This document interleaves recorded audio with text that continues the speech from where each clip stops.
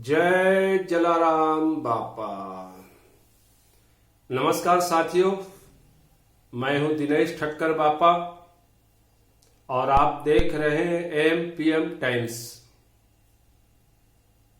साथियों, प्रारंभ करते हैं जलाराम बापा के जीवन की कथा का 30वां अध्याय।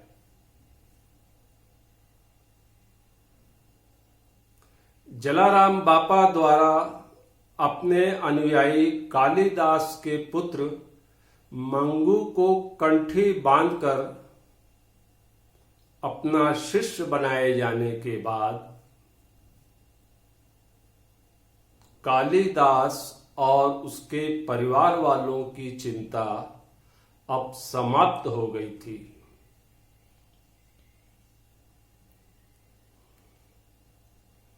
अब वे सभी चैन की नींद लेने लगे थे।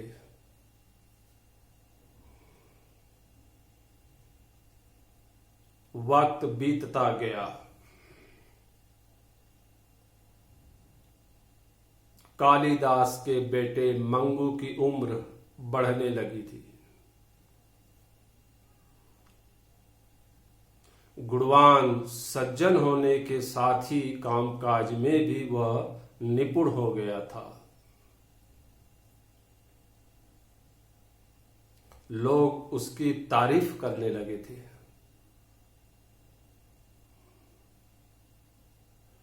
सोलह बरस पूरे होते ही उसके लिए रिश्ते आने शुरू हो गए थे।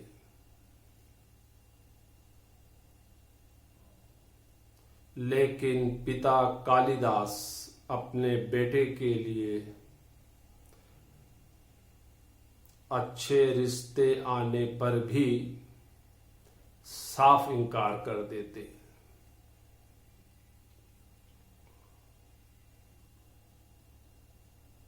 उनके मन में ज्योतिष की भविष्यवाणी का खटका तो था ही,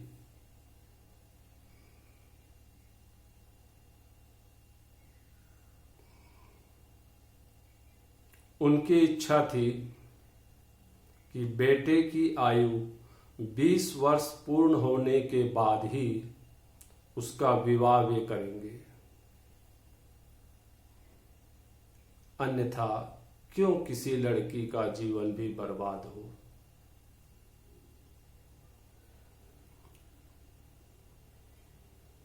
अब मंगू ने 19 वसंत देख लिए थे।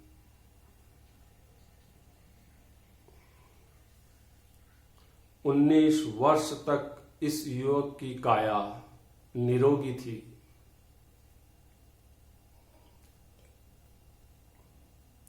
उसे किसी तरह की बीमारी ने अभी तक नहीं जकड़ा था। लेकिन जैसे ही मंगू ने 20वें वर्ष में प्रवेश किया, उसे पेट में दर्द होना शुरू हो गया।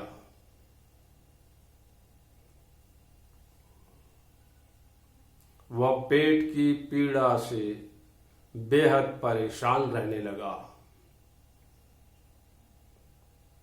एक दिन ऐसा भी आया जब पेट का दर्द बढ़कर उसके लिए असहनीय हो गया।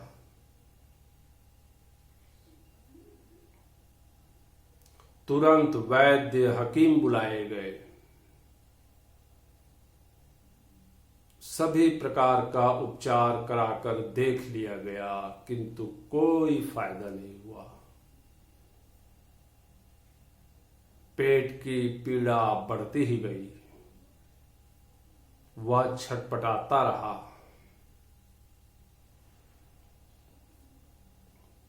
कुछ देर बाद युवक मंगू ने अपनी आंखें सदा के लिए मूंद ली।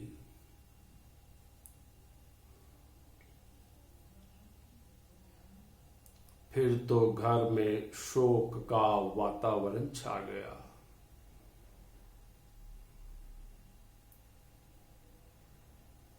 माता पिता और परिजनों के आंसू नहीं थम रहे थे।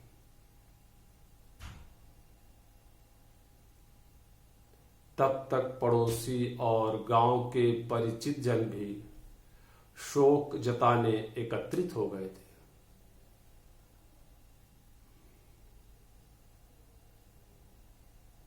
पड़ोसी जन कालिदास को सांत्वना देने लगे।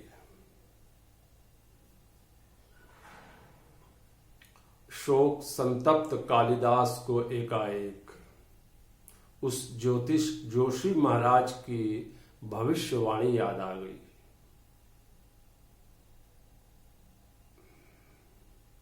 जो सच सिद्ध हुई। इसके साथ ही जलाराम बापा भी उसे याद आए। जलाराम बापा द्वारा उसके बेटे को कंठी बांधने के बाद उनके कहे गए ये शब्द कालिदास के कान में गूंजने लगे। घोर संकट के समय कोई सहायता की आवश्यकता हो तो इस सेवक को बुलाना, मैं उपस्थित हो जाऊंगा।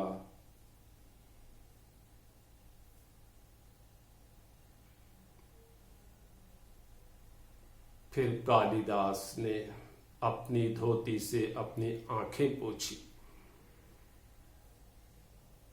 समीप बैठे अपने चचेरे भाई श्याम जी से उन्होंने कहा,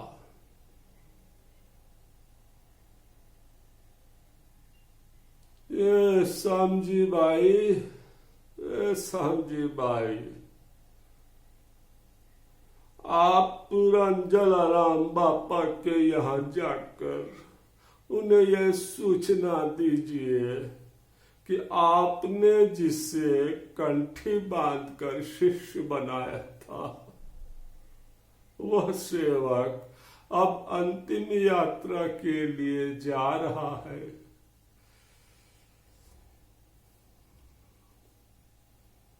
श्याम जी तत्काल रवाना हो गए। जलाराम बापा के यहाँ पहुंचकर श्याम जी ने उन्हें कालिदास का संदेश देते हुए सारा वृत्तांत सुनाया।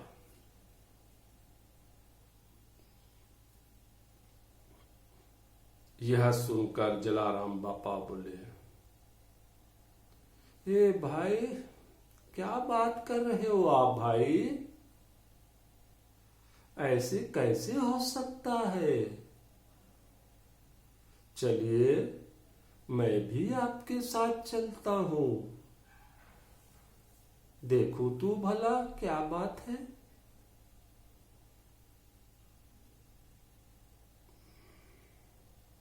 फिर बिना देर किए जलाराम बापा श्याम जी के साथ कालिदास के घर की ओर चल पड़े।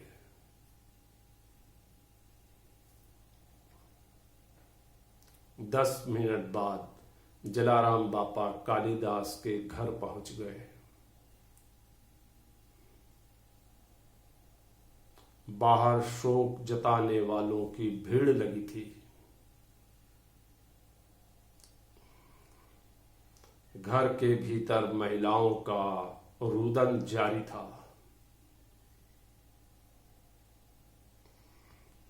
कालिदास के इकलौते युवा पुत्र मंगू की अर्थी तैयार थी।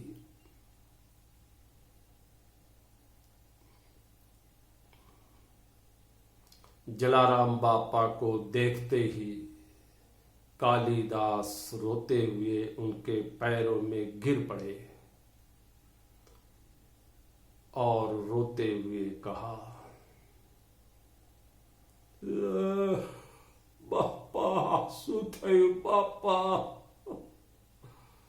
मैं कहीं का नहीं रहा बापा, बापा आंसू थे बापा, मेरा सब कुछ लुट गए बापा, मेरा इकलौता जवान बेटा देखते ही देखते मुझसे दूर चला गया बापा, भगवान को बुलाना था तो मुझे बुला लिया होता, मेरे बेटे को क्यों बुलाया पापा, बापा सुधे बापा, बताए काई नहीं समझ में आती बापा।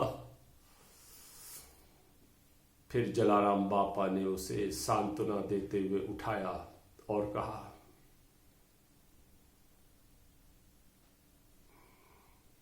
भाई हिम्मत रखो भाई, एक बार मुझे अपने शिष्य मंगू का मुंह तो दिखा दीजिए। जलाराम बापा की इस इच्छा का आदर करते हुए अर्थी पर लिटाए हुए मंगू के शव से ऊपरी हिस्से का कपड़ा हटा दिया गया। अंतिम संस्कार की विधि में दक्ष समाज के एक बुजुर्ग ने मंगू के मुंह से कफन हटाते हुए कहा, बापा जोई लो बापा, जोई लो बापा, तुम्हारा शिष्य जोई लो रे, इसका अंतिम बार मुंह देख लीजिए बापा।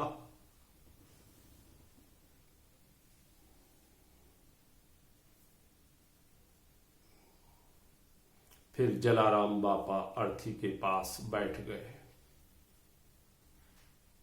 मंगू के शव पर स्नेहपूर्वक उन्होंने हाथ फेरा और कहा,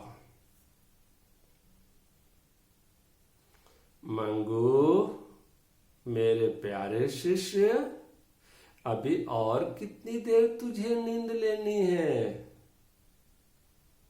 जरा आंखें खोल और मेरी ओर देख।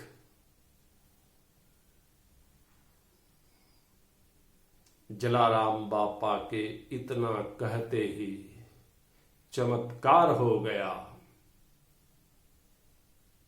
अगले ही क्षण मंगू की आंख खुल गई। वह एकटक जलाराम बापा की तरफ देखने लगा। जलाराम बापा श्री राम जपते हुए मुस्कुराए और फिर उन्होंने कहा, मंगू मेरे प्यारे शिष्य, खड़े हो जाओ। तुझे अभी सेवा के बहुत कार्य करने शेष हैं। फिर मंगू के शरीर में हलचल होने लगी। यह अजूबा देखकर कालिदास सहित सभी उपस्थित जन आश्चर्यचकित रह गए। समाज के बुजुर्ग व्यक्ति ने तुरंत मंगू के शरीर के बंधन खोल दिए। मंगू उठकर खड़ा हो गया।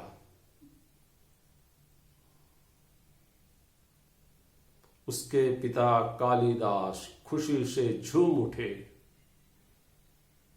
वे हर्षित होकर जलाराम बापा के जयकारे लगाने लगे। जय जलाराम बापा, जय जलाराम बापा, तुम्हारी महिमा अपरंपार बापा, जय जलाराम बापा।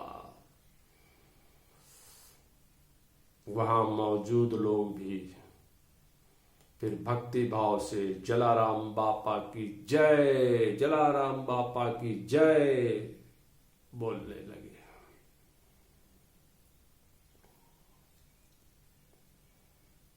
फिर तो पल भर में शोक का माहौल हर्ष के वातावरण में बदल गया।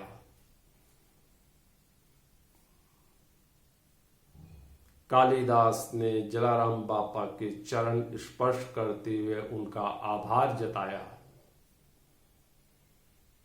और कहा, ए बापा, तुम्हारी महिमा अपरंपार छे बापा, बहु बहु तमारो आभार बापा। बापा तमे तो भगवान के अवतार हो बापा। आपने मेरी खुशियां लौटा दी बापा। मेरे इकलौते सहारे को नया जीवन देकर बहुत उपकार किया है आपने बापा।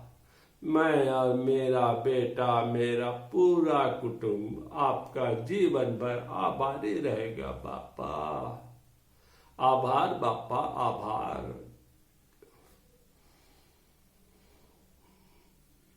फिर मंगू ने भी जलाराम बापा के पैर छूकर उनका आभार जताया। तब जलाराम बापा ने दोनों से कहा,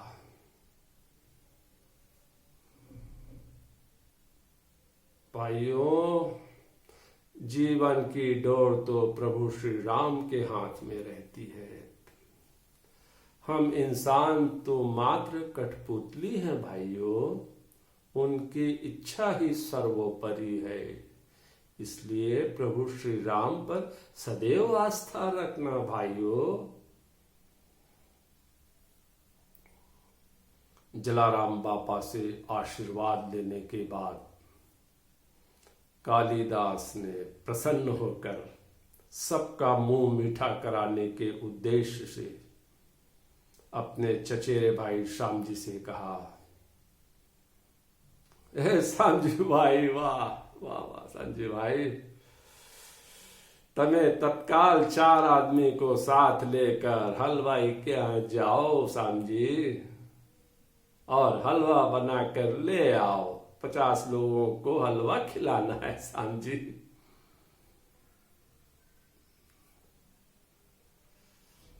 कुछ देर बाद हलवा लाया गया। इसी दौरान आसपास के मोहल्ले में भी मंगू के जीवित होने की चमत्कारिक घटना की जानकारी वायु वेग से फैल चुकी थी। फलस्वरूप करीब 500 लोग हलवा बनकर आते तक वहां इकट्ठे हो गए।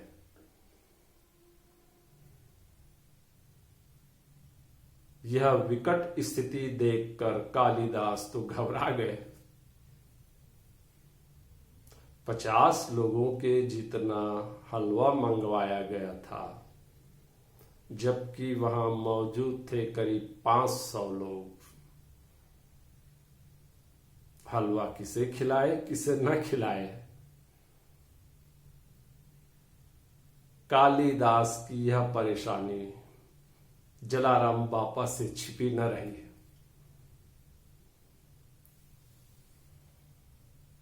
उन्होंने कालिदास से कहा,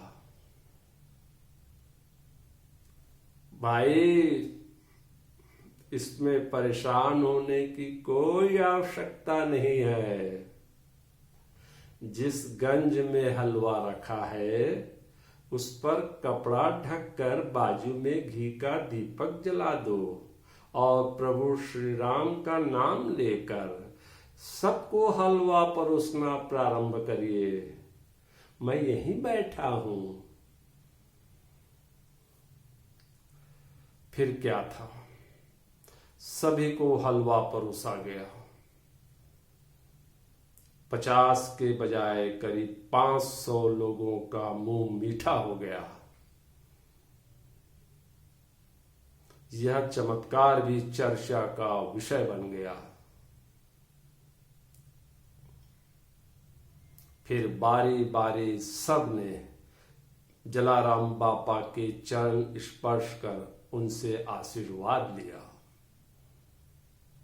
और अपने अपने घर की राह पकड़ी।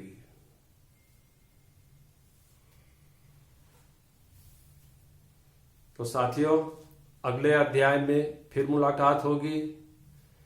जय जलाराम बापा।